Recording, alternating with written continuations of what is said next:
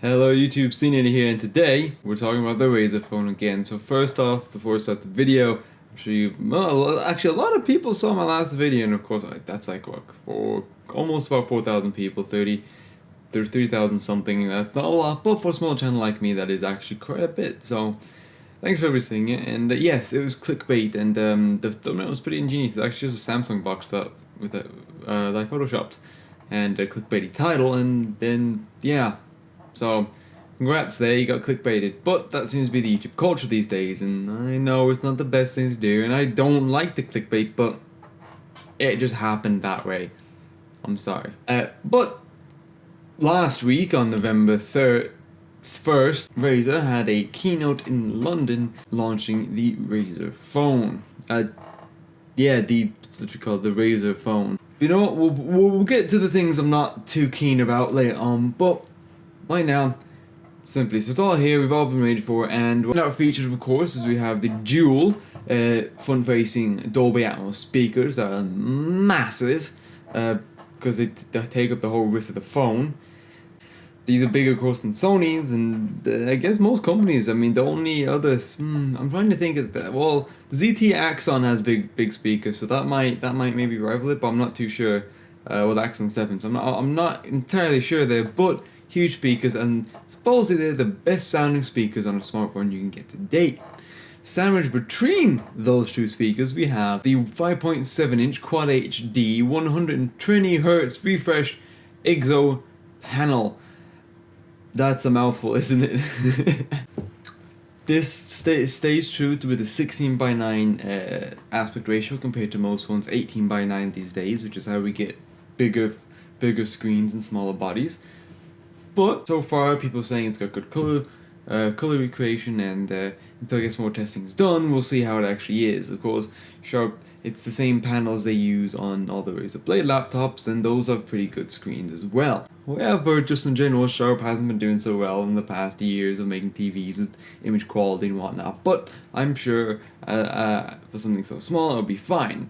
Refresh rate is probably the biggest selling point of the phone, with you being able to change it from 20 Hz all the way up to 120 Hz, and you can change it per thing you're doing. So when you're using normally, you can set to 60, gaming you can set to, well, I guess really whatever you want. That is the beauty of it. As far as other features go, I mean, it's a solid aluminum construction, basically the same as a Razer Blade laptop. It's designed the same way as a Razer Blade laptop. We've got two 12 megapixel cameras on the back with a dual tone flash. No, we don't know what type of cameras they are, but I'm going to speculate that they're probably just a regular Sony sensor.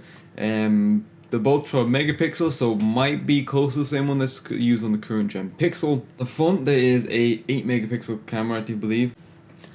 Yes, we've got we have a front-facing 8 megapixel camera. Of course, I'll leave all the actual specs with all the apertures and stuff right here next to me. Then, powering all this is a massive 4,000 milliamp hour battery, which is the biggest one you find on this caliber smartphone today. Of course, you can get other cheaper smartphones with this big battery, but they're a lot thicker. As far as dimensions go, we have 158.5 by 77.7 by 8 millimeters, which is about 6.25 inches by 3 inches by 0.3 inches. There, and running at 195 grams, which seems a little bit heavy, but it is solid aluminum construction, so I'm guessing that weight is going to add to its durability if something falls, or so in case you try to bend it. Sounds actually like a pretty big phone. While it is thin, it does seem pretty big. Actually, a really cool tool online at phonereading.com, which I'll show you behind me, as well as link in the description down below. You can actually scale your phone to your current screen and then see how popular phones compare. You see I've got it up next to the new iPhone X there. The closest comparison I can actually see to it, as far as actual just perfect dimensions, it's about the same size as the Xperia XZ Premium, just the bigger screen. It's a little, don't get me wrong, it's a little bit wider and a tad bit taller, but the width. But everything else, it's pretty close. It's actually the same depth as well. So, Well, first things first, what did I get right in my last video? Well, I did get right my metal construction. Granted, I was off with the color scheme a little bit. However, there is a green logo version, limited edition, that I really want if I'm going to get it because it's Razer. Might as well get the green logo edition, as this is a very muted color, a color palette for the phone. I did get the fingerprint scanner right. However, the volume buttons, instead of one long button on the other side of the phone, are very centered, so you don't, which does seem to be designed for when you're gaming on it, you don't accidentally press it, which is quite smart. I did get the dual front-facing THX speakers correct. However, the whole THX idea, while I'm sure it is truly certified, but Razer does own THX, so take that however you want to. Personally, look, they sound great anyway, so I'm guessing they're fine. And Dolby Atmos, which is crazy. Android version, I didn't actually specifically say an Android version, however, but I mean, it's exactly what I guessed. We are getting Ario. It did say it will be upgraded to Ario in January 2018 though, so basically, yeah, so around New Gear Ario, it's going to be the same. Type-C was correct. The camera, I was going to go for one camera setup, so the dual camera setups, and then the front facing camera was a bit lower than I thought. I thought it probably would have been a 12 megapixel front facing. One thing I don't see on there is a notification LED, which I would hope. I'm not too sure where. I'm not too sure. Hopefully it's there behind the front speaker, which would be. It's probably. I would say it's necessity. And honestly, I think it would be the biggest gripe of me not getting the phone if it doesn't have a notification LED. Because it's such a useful feature in phones these days that if they don't have it, it's like, what are you doing? Come on. Like, I've had phones that don't have it and they're quite annoying. And it's not that hard to do. Oh, headphone jack, which actually I think was surprising for a lot of people, as a lot of Razer's headsets do still use 3.5mm, and with an 8mm thick body, they could have easily included it on the top and or bottom. Very simple. Actually, if you probably could have put it on the, if you're holding it towards you, would be the top right hand side, and then when you're holding it gaming, like so, like this, the headphone jack's over here.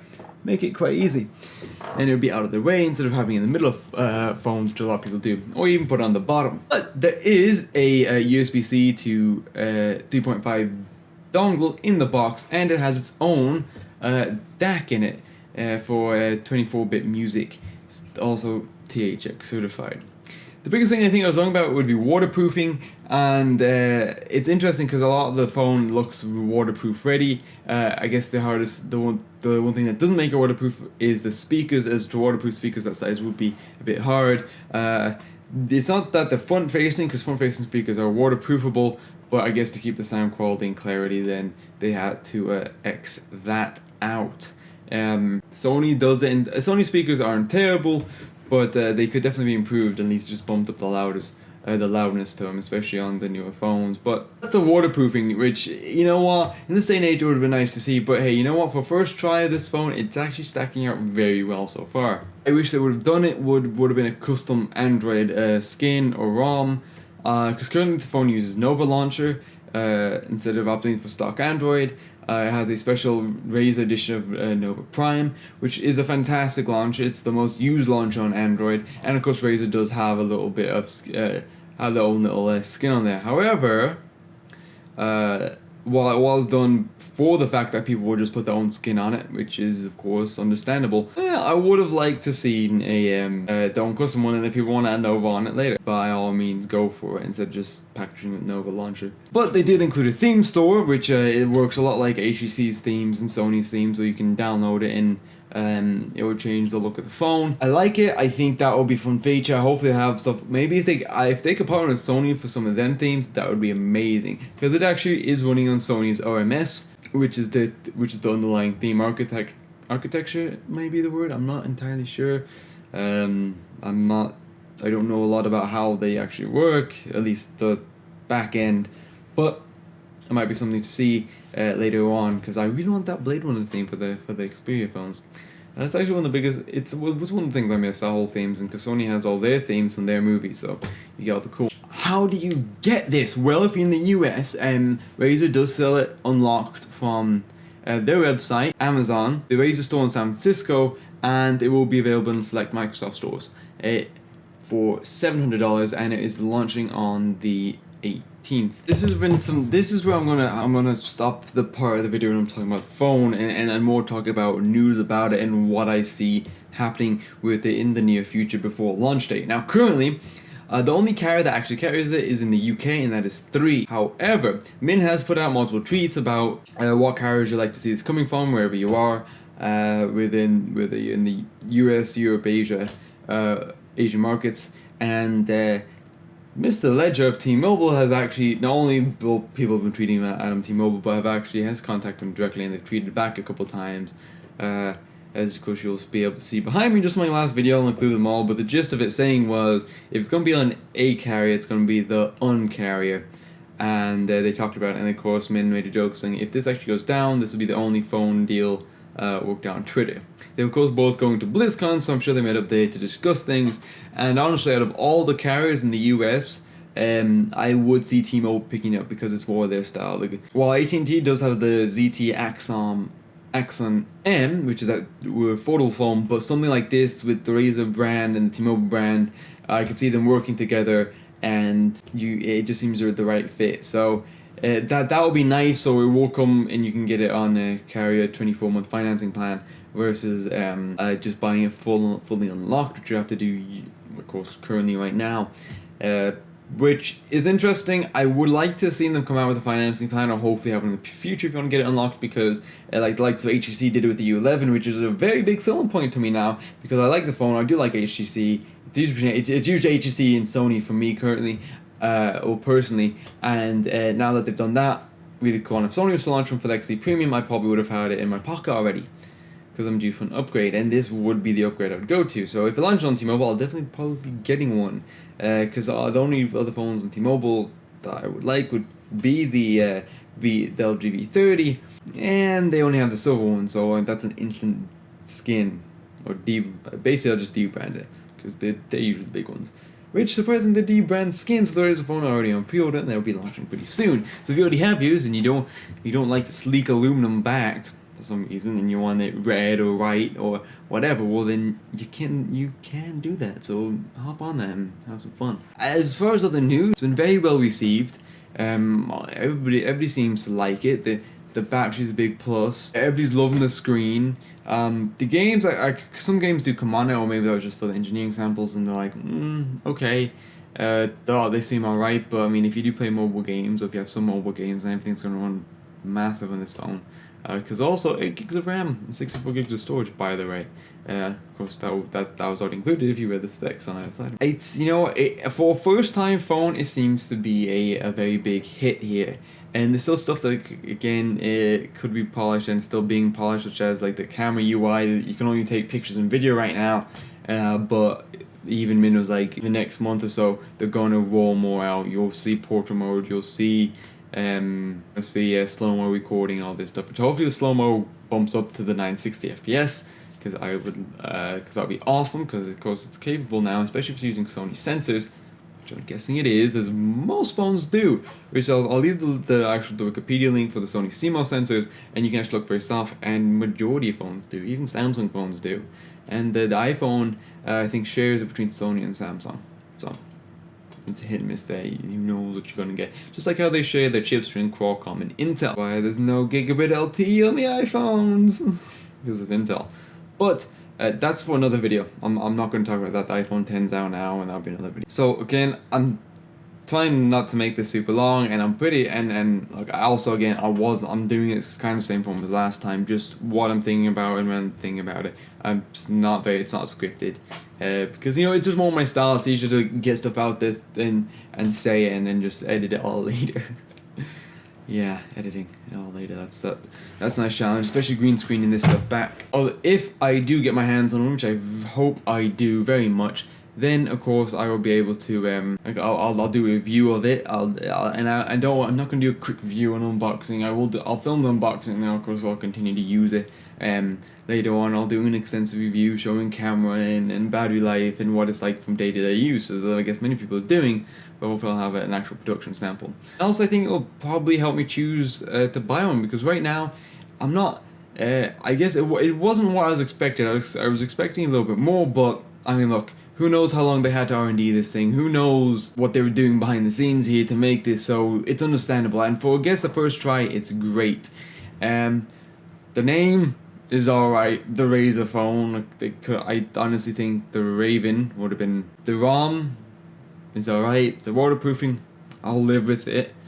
It's nice to have, but it's livable. And it does look like just a giant neck spit robin. So design choices there. Maybe look. But all in all, I like it. It's growing on me more and more. And that might be my next phone. So I think that is all for right now. I'm sorry for clickbaiting everybody, but I could care less what you say in the comments, so go on. Try me. If you did enjoy, please leave a like. Also comment down below your thoughts on the phone itself, or you're gonna get one, and anything else you kind of want to say.